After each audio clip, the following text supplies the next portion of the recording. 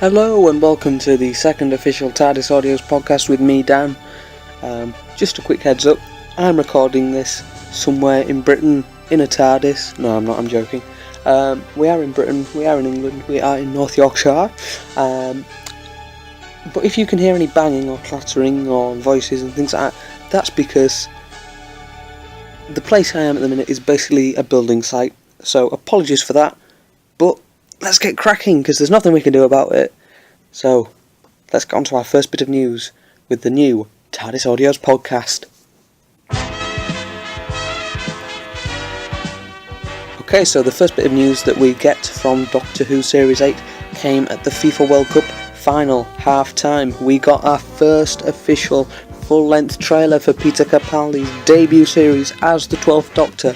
Series 8 trailer. We got a brand new TARDIS console. We got a first look at that. Now it seems to be pretty similar to Matt Smith's TARDIS from Series 7, which debuted in the 2012 Christmas special The Snowmen. However, we seem to have got a bit of an updated version. We've got more round things on the wall. We've got bookshelves and lots of bookcases and things like that. And we've also got a new, what seems to be a white and gold styled TARDIS console. With those sort of light energy bands in the middle. They've gone from the dark blue that they were to an orange, a yellow orangey colour. I'm a fan of it. You can see it on the trailer. I really like it, to be honest with you. But that's not all we got. We also got a narration from a very familiar villain, a Dalek, saying "Life returns, life prevails." Bit ambiguous. Is it talking about the new Doctor and it's, his new lives? Of course, Trenzalo was all about the Doctor dying.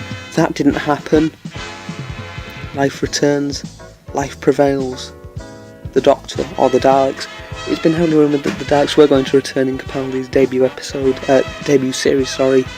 Looks to be happening. Probably is going to be happening. Confirmed. Episode 2, Into the Dalek, written by Phil Ford.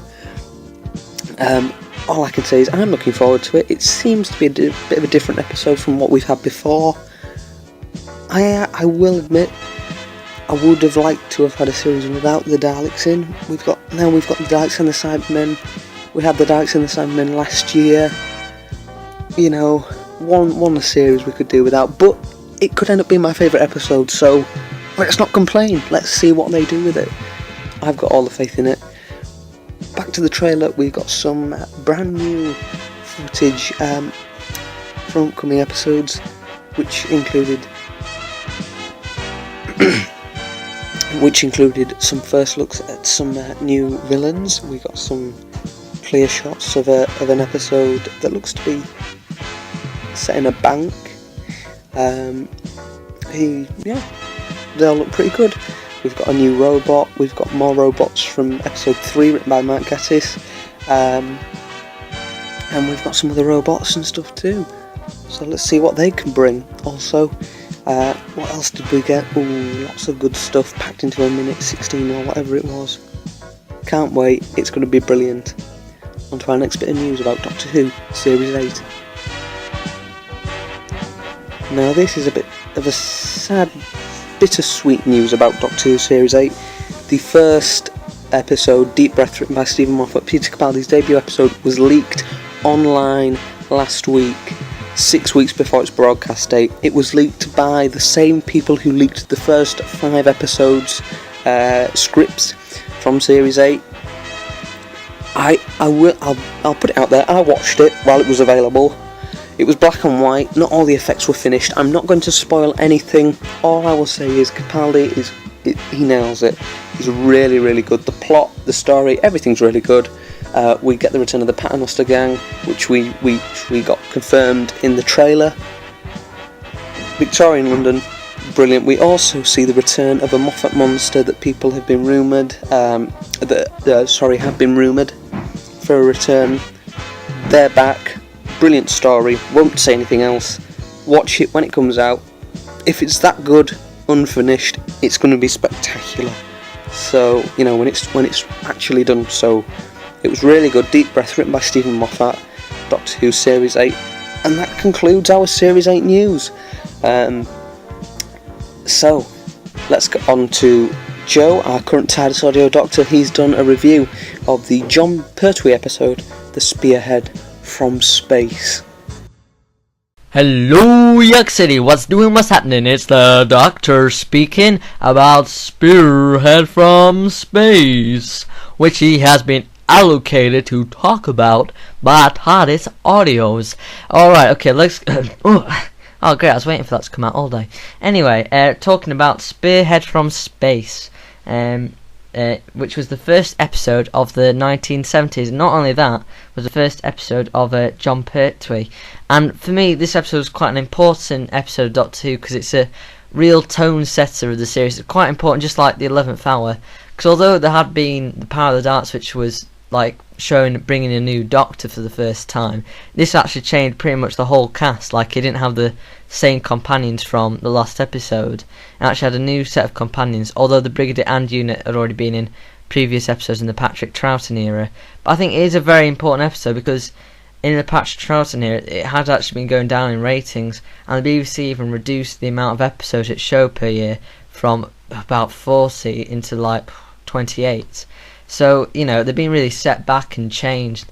But in that, the producers really changed the show and modernised it to time, making it more James Bond-esque, making it more kind of suave Doctor than a bumbling hobo that he'd kind of been in the last 3 years, and really just changing the show, making him more kind of something iconic of the 70s, and he's kind of still remembered for being a kind of iconic 70s figures, I think, Jon Pertwee. And Robert Holmes wrote this episode. It was a very good writer. And I think another thing, now let's talk about the quality of this episode. I think it is a very good episode. I think there's something about the Autons which are in it, which are just quite good. It plays on the fears of, you know, the automator, because sometimes when you see an automator and it come down and moving, you might think, oh, I thought that was alive then, or moving at me, and then that's the kind of fear it plays off. What if it was real and alive? And that kind of dead look of no emotions as it comes towards you, and I think there's that great fear that it plays on, just like the Weeping Angels as statues in the new series, and I think that's really good. And I think they're quite successful as they've reappeared in Terror of the Autons, Rose, and I guess Pandorica opens. So, you know, they're quite an iconic villain, really, with the hand that comes down, that little noise as well. So they're quite a good villain. And this is also a new set. Sorry, going back to the importance of the episode. This is also an episode where there's an invasion. It's like it got pretty much entrapped in base under siege stories in the Troughton era. So this was breaking out of its patterns. So I just think this is just a really important episode of Doctor Who to, you know, change it up a little. But this is Spearhead from Space, so a very good episode. And also the Doctor's just very suave in this, and although he's in bed and encumbered, he's actually still, you know, still does a lot, really. Like he chases on his wheelchair in the first episode, like some Doctors, like Peter Davison in his first episode, which is very dopey, almost incapable. But no, this Doctor is very good, like the way he escapes from the hospital and getting on that vintage thing and stopping the Autons. Just I think a very good episode, and that's what I was really going to say. And some good cliffhangers that really get me from this episode. So that's what I was thinking. So this was Spearhead from Space. So see you all in York. Although you might not be listening to the show, you might be in Kendal or Lancaster. Woo! To me, if you're in Lancaster, woo-wee! I can hear you, people. Okay, so tune in for TARDIS Audios. Now the Doctor is out.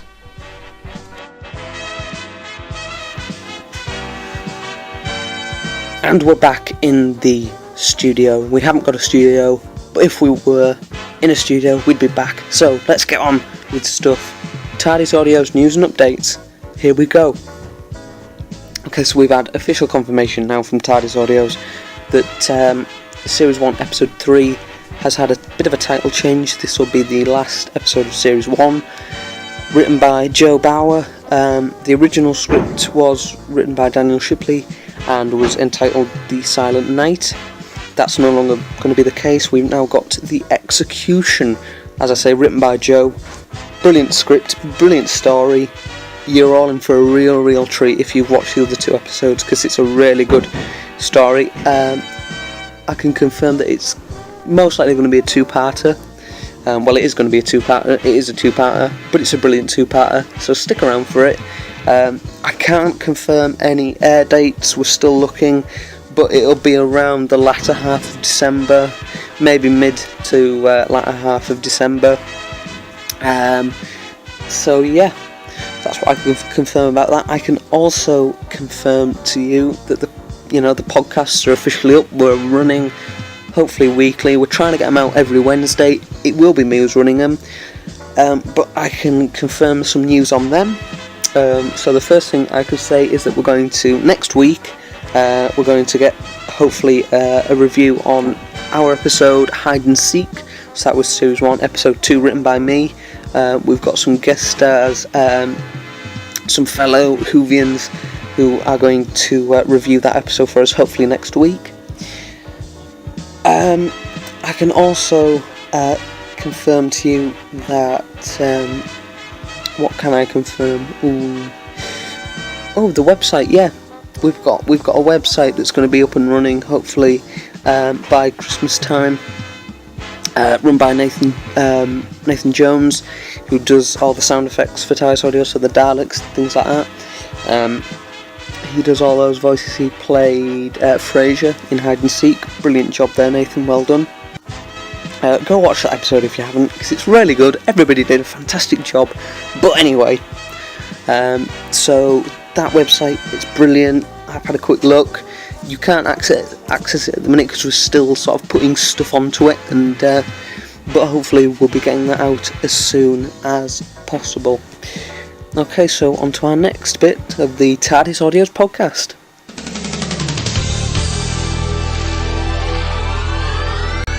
Okay, so the next bit, it's a fun little bit. We were going to have the Hide and Seek review, but that's been pushed back. There we are. It's going to be pushed back until next week.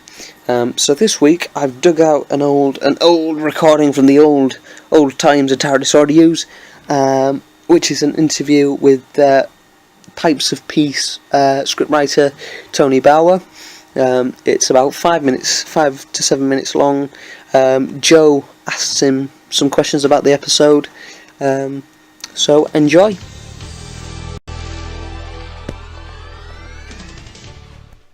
So, where did the ideas of the Pipes of Peace come from? Good question. I'm not sure really. I think I had the title before maybe I had the story. I just like the idea of the Pipes of Peace. Because it was nearly Christmas and New Year, I thought about writing something that was going to be set around the New Year. Scotland is very big for New Year, so I thought Highlands would be good. And then some of the ideas began to kick in for a storyline about the Doctor, the new Doctor, meeting one of his, well, not quite, old assistants, but it's not old assistant, it was his old assistant's twin brother. And so it was set in Highland around that time, so that gave me a location, it gave me a new regeneration to play with, and it gave me a setting. I'm just going to add in a question here. So the Pipes of Peace, where did you actually get the title from? The title is from a Paul McCartney song, which is a Christmas song about a world war. So it's taking the title, but it's looking at Scotland and not the war. Although there is war involved. Yes. When writing this, was most of this planned from the beginning, or came when writing it? I think the main story arc was there from the beginning, and there were some general ideas of where the story would develop around the theme of the Doctor putting things right that had gone on in his past, about reconnecting him with people from his history and his previous Doctors. So there was that sense of knowing fairly early on a few twists in the plot, like Genevieve being an ancestor of Amy, and Wee Raggedy Man relating not to the Doctor originally, but to Jamie. Very, very clever. And if so what was planned in the story? So you just kind of said there a bit.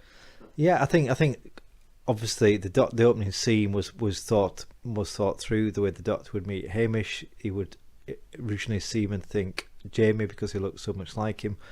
then there'll be a chase with the English people chasing them and the entry to the TARDIS. So that was kind of mapped out very much at the beginning. But then I think the whole concept of the character started to write some of the plot. So the fact that to flip it, because normally people are just so excited and overawed by the Doctor. So let's have a dour Highlander who's like, all I want is a wee drama whiskey. And that's what he's bothered about. He's not really thinking about the TARDIS. He's not really picking up that he's an alien. He's not thinking about space or time travel or anything like that. He's just thinking very much about his own needs, and he wants whiskey. So somebody that the Doctor, who has got that childlike quality about him, so he wants to impress him, or he wants him to be impressed. So then he takes him to a few different planets to try to show him that. So therefore the story has another kind of story arc or another development to it. Yeah, that's very interesting. So, yeah, to think that the Scotland bit came first, which was actually after the bit on the planet in the thought process. So what was spontaneous about the story? I think, and as I've had feedback, but one of the things that people seem to have enjoyed, and I certainly enjoyed writing, was Argylle, the talking organic book. And that came about purely because I was thinking, writing for audio, how do you create some of the scenes or tell the story? So I had the assistant in the library, and I thought, well, she could just explain what she's doing and what's going on, but I thought that's one-dimensional and could be a bit boring. So to create a talking book, suddenly you've got a bit of fun, a bit of drama, and it just also helps to fill out a bit more than one dimension the story. So what was your take on the Doctor and like the TARDIS and his companion Claudia? Well, I think because it's the first episode of the new Doctor, then obviously he was very much, and the fact that he's not fully regenerated, which is what's causing these problems in his past, and different characters coming into his present. So I think for me, it was just not developing the Doctor actually too much, but just some of his character traits are actually quite generic. I found that the fact that there's a lot of things that he loves and doing, the excitement he has, the enthusiasm he has, the energy he has, which is very generic, I think, about a lot of the Doctors, but not wanting to put too many layers on him because this is his first outing. How was it playing the character you created and the lines you'd written? It was fun to do, and it was nice to do it in one evening and not take too long, and hopefully I did okay. That's all the questions I have, unless you want to say anything else. Just hope that people enjoyed the broadcast, and it was fun to write, it was fun to record, and it was a lot of fun to listen to, and I was very impressed with the guys who produced it and all the different actors that were involved in it. So hopefully everybody else out there will enjoy the Pipes of Peace. Thank you. Okay, and that just about wraps it up for this episode. Tried to make it a little bit shorter. Probably going to be longer than the original one or from last week's, but I hope you all enjoyed it. I'm Dan, you're you. Everybody have a great time, and we'll hopefully see you next week for some more TARDIS Audios podcast. Peace.